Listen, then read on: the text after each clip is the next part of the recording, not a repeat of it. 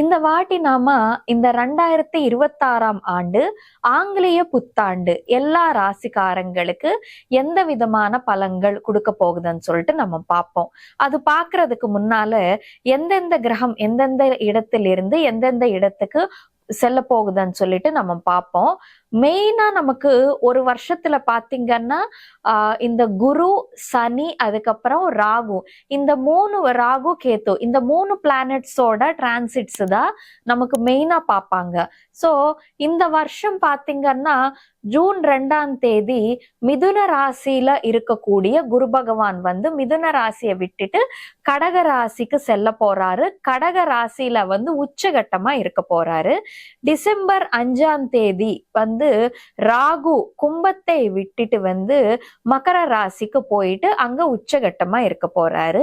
அப்படியே அக்டோபர் 31ஆம் தேதி குரு பகவான் கடக ராசியை விட்டுட்டு சிம்ம ராசிக்கு போயிட்டு அங்க ஒரு ஷார்ட் டிரான்சிட் 1.5 மந்த் இருக்க போறாரு. சோ இப்போ இந்த மெயின் பிளானட்ஸோட டிரான்சிட்ஸ் எந்த மாதிரியான பலன்கள் ஒவ்வொரு ராசிக்காரங்களுக்கு கொடுக்க போகுதுன்னு சொல்லிட்டு நம்ம பார்ப்போம்.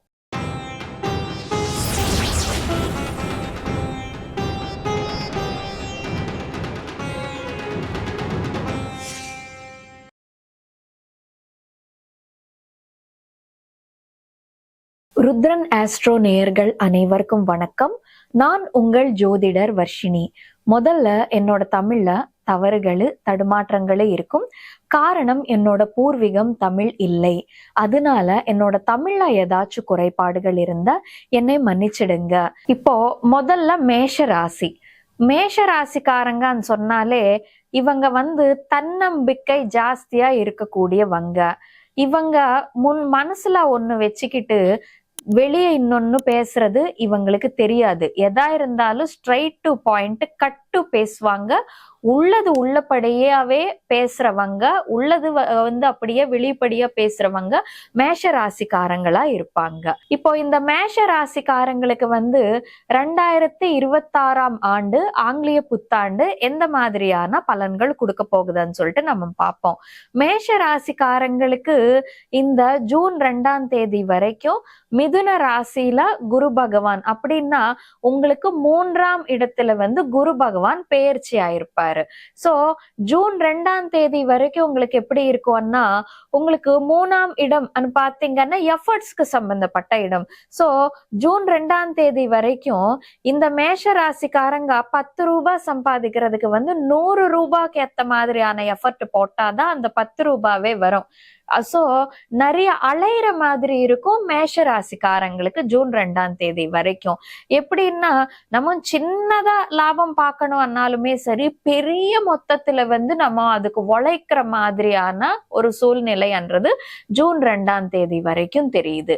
இப்போ இது இந்த 3ஆம் வீட்டிலிருந்து குரு பகவான் எங்க பாப்பாருன்னா 3ஆம் வீட்டில இருந்து 7ஆம் வீட்டை பாப்பாரு.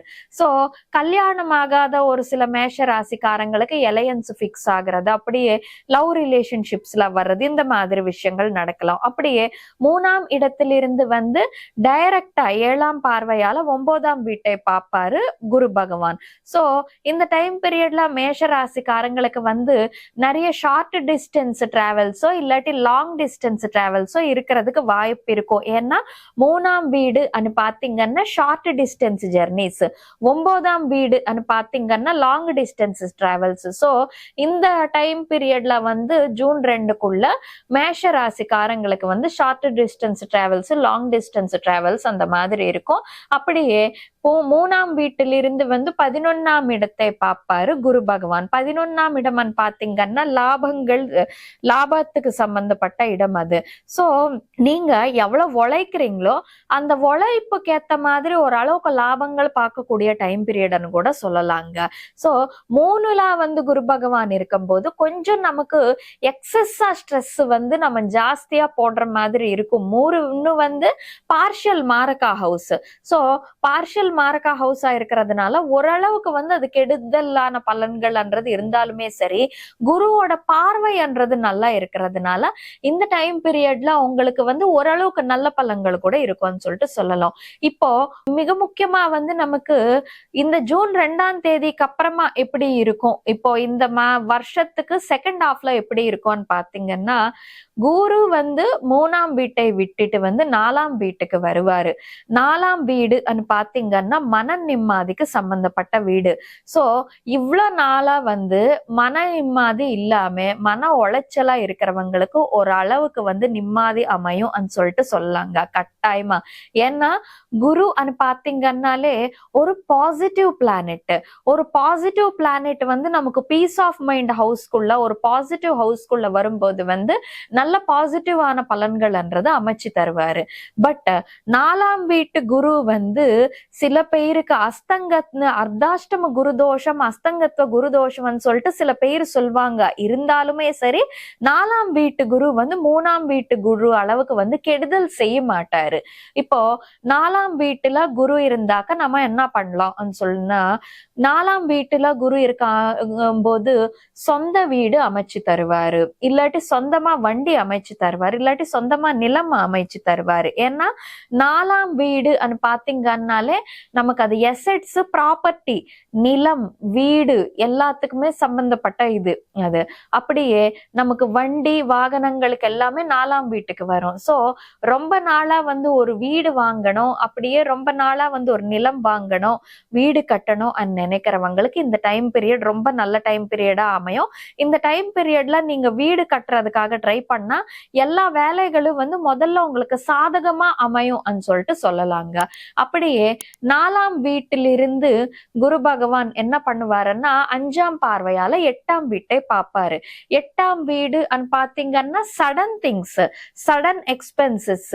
இப்போ சில பேருக்கு வந்து வேலை பார்த்துட்டு இருக்கிற இடம் மாறலாம், சில பேருக்கு வந்து டிரான்ஸ்பர் ஆயிட்டு எங்க வேணாலும், இப்போ ஃபார் சப்போஸ் வீட்டுல பேரண்ட்ஸ் டிரான்ஸ்பர் ஆயிட்டு போனாலும் வந்து இவங்களும் போக வேண்டி இருக்கும் இல்லையா? சோ அந்த மாதிரி விஷயங்கள் நடக்கலாம். சில பேருக்கு வந்து என்னன்னா எதிர்பார்க்காத வகையில ஒரு சில ஒர்க் ஆப்பர்ச்சுனிட்டிஸ்ன்றது கூட கிடைப்பதுக்கான வாய்ப்புண்டுன்னு சொல்லிட்டு சொல்லாங்க. அப்படியே 4ஆம் வீட்டிலிருந்து குரு பகவான் என்ன பண்ணுவாருன்னா 10ஆம் வீட்டை பார்ப்பாருங்க. 10ஆம் வீடுன்னு பாத்தீங்கன்னா தொழில் வீடு. இது வந்து டைரக்டா பாக்குறாரு குரு இங்க. இப்போ 5, 7, 9 இந்த 3மே வந்து சுப பார்வை ஆயிருந்தாலுமே சரி, குருவோட பார்வை ஆயிருந்தாலுமே சரி, 7ஆம் பார்வைக்கு வந்து ஒரு முக்கியத்துவம் இருக்குது. ஏன்னா அது டைரக்டா பாக்குற பார்வை. சோ இந்த 7ஆம் பார்வையால குரு என்ன பண்றாரு, உங்களோட தொழில் வீட்டை பார்த்துட்டு இருக்காரு. தொழில் வகையில வந்து ஒரு சில சௌக்கியங்கள்ன்றது குரு உங்களுக்கு அமைச்சு தருவாரு.